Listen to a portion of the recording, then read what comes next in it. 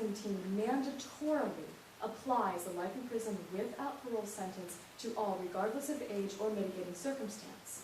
But what we find, Your Honor, is that the sentence of life in prison without parole is categorically different from all other sentences of various length. This court held in Solon versus Helm that we could not even compare a life sentence with the possibility of a parole to a life sentence without the possibility of parole. Is it your position that there's a constitutional right to parole? No, Your Honor, it is not. But what our So a state can get around, let's assume we adopt the rule you'd like us to adopt today. And a smart state attorney general proposes to the state legislature that for a crime like Mr. DeNolf's, what the state is going to do is impose a 60-year term of imprisonment before you're eligible for parole. So at the ripe old age of 75, if he lives to that point, Mr. DeNolf will come before a parole board. Is that constitutional? Under this court's reasoning in Solon versus Helm, Your Honor, that rule or that sentence would fall into a separate category. Then life So in you're prison asking without for a rule that creates a distinction without a difference. I'm sorry, was the answer yes or no? I'm sorry, could the Justice rephrase Was this? it constitutional? Was it constitutional? Yes. It would be constitutional, Your Honor. 70 years, because they think that the life expectancy at the given time is, let's say, 87 for men. And so they give him a 70-year sentence, which means that he'll be 85. He'll have a theoretical 2 years left to go in his lifespan before he comes before the parole board. Yes, Your Honor. That's okay? To be completely honest, Your Honor, counsel is unsure. The reason being that it is unclear, based on this court's jurisprudence, exactly where a bright line could or should be drawn. Well, that's the reason for the question. The question is whether or not there's something magical like Justice Acosta asked you about parole, or whether it's really the term of years that results that matters. Yes, Your Honor. Which one of the two is it, if there is a difference? Your Honor, it would come down to whether or not the defendant has any opportunity for later review or for release back into society. Now, counsel, assuming we were to disagree and hold that there is no constitutional requirement to consider mitigating factors, is our analysis complete then, or do we have any other constitutional analysis in which we must engage? I'm sorry, Your Honor, beyond examining mitigating circumstances. Assuming we were to disagree with you and hold that the mitigating factors need not be considered, at that point, are we done, or are there any other questions that we should be asking? Well, Your Honor, this court held in Coker v. Virginia that a punishment that is found not to fulfill the goals of the justice system could be found to be unconstitutional. We find that is exactly what is happening right now here with Proposition 417. With proceeding on to that analysis, we find there is still reason for this court to strike down the constitutionality of Proposition 417 because it does not contribute to the goals of the justice system of deterrence, rehabilitation, or retribution. And so, if something does not contribute to deterrence, in our opinion, then it is cruel and unusual? No, Your Honor, not necessarily. Okay, how are you getting from doesn't contribute to deterrence to cruel and unusual? Because, Your Honor, this court held in Coker v. Virginia that after examining proportionality or retributional context of a statute, the state's claim to the constitutionality of a statute under whether or not it was cruel or unusual had to be examined under whether or not it justified it. And so is your argument that this isn't a proportional sentence? Well, Your Honor, it does fail the proportionality test of, based on the reasoning found in Roper v. Simmons, examined under the penological scheme of retribution. What we find in Roper v. Simmons is that this court held that it is unjust if the law's most severe penalty is imposed upon an individual who possesses a decreased level of culpability.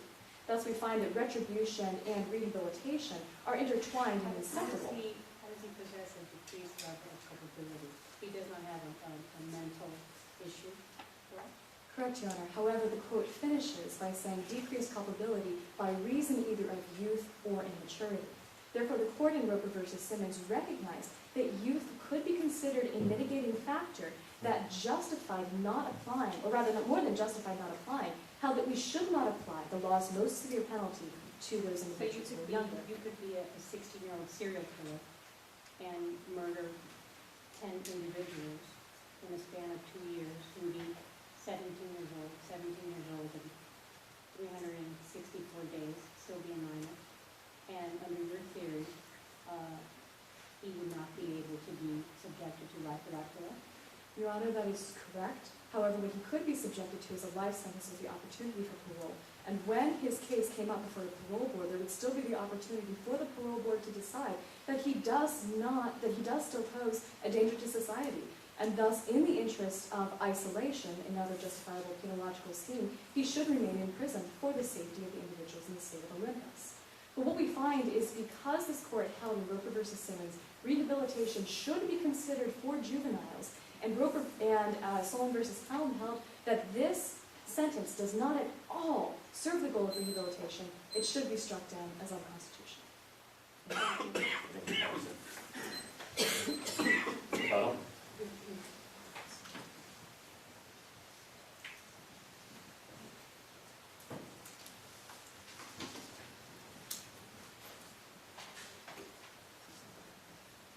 May it please the court.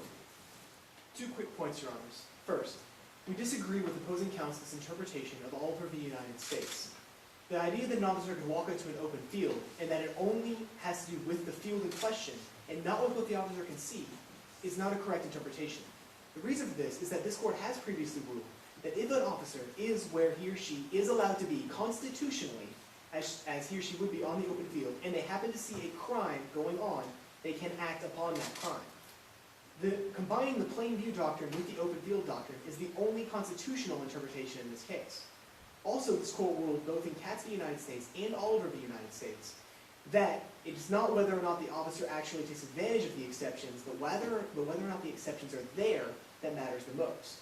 Consequently, because the Cyclops 237, as Your Honors noted, could be used by a birdwatcher in that area, it is therefore in general public use, and the officer invokes the open field and plain view doctrine to examine the window and obtain the evidence necessary to procure a warrant. On to the Eighth Amendment. We also disagree with opposing counsel's interpretation of the proportionality guarantee. This court has ruled that age only must be taken into consideration in capital cases. Is that correct? Yes, Your Honor.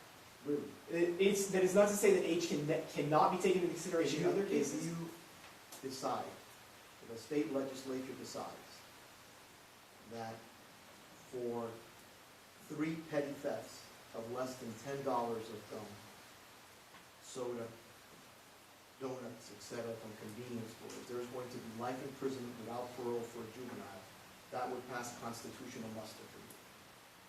Not necessarily, but that would be a different case entirely. I understand. But if you think that that's different, and that statute might not pass muster, then there is, at its core, some proportionality requirement in the Eighth Amendment, is there not?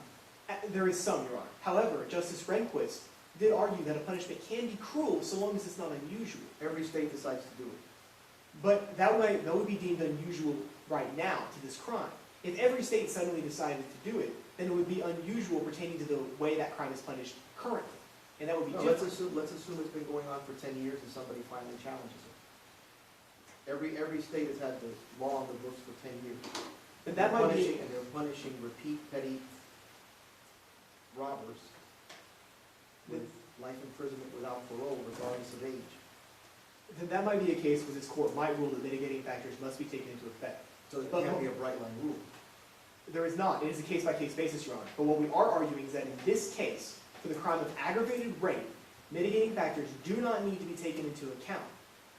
And that it's constitutional for them to not be taken into account, because there are situations in which they don't need to be.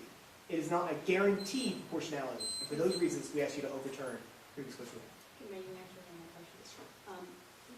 Does it make a difference to you that it's a felony or violent crime versus a non-violent crime? It makes a difference to the state of Olympus, Your Honor, by passing the law that aggravated rape is what gets this penalty, not minor robbery or petty theft. So as to the people of the state of Olympus, what does matter is that aggravated rape is what gets one life imprisonment possibility. Thank you. Thank you, counsel, and thank all of you for your arguments.